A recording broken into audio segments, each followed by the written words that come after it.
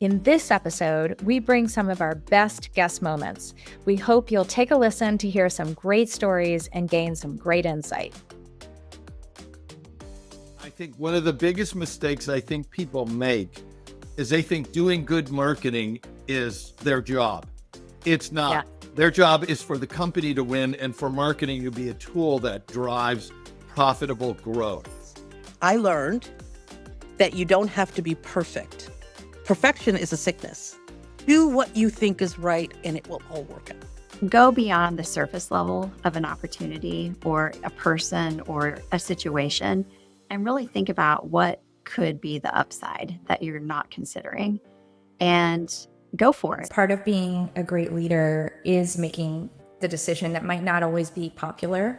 It might not be the most popular, but it's the right thing for the business. It taught me something, lasting in that I can ask questions. I can move with integrity. I should own my mistakes, make fewer of them. And most importantly, practice vulnerability. I've really challenged them to sort of take more chances, I would say, as far as creative direction.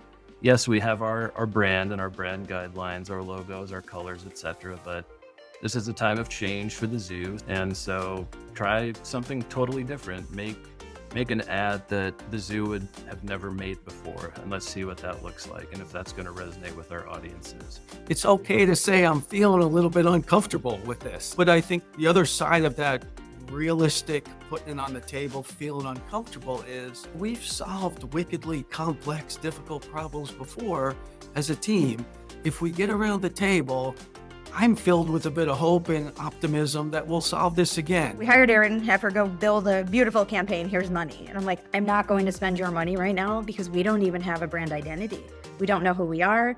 We don't have a voice. We don't have a vision. We don't have a mission. We don't know who our consumer is, like our old consumer as well as our new consumer. We can't just go build creative. It's irresponsible.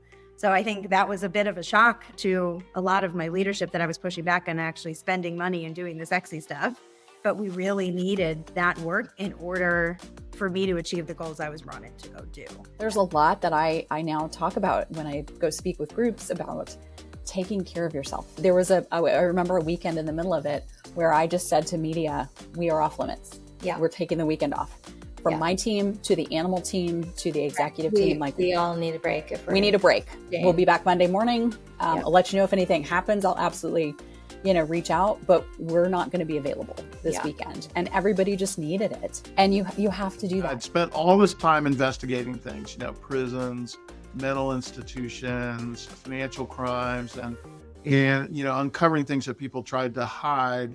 And now I was basically investigating myself. And the big question I had to ask myself was who am I without my byline, right? What am I going to be when I grow up?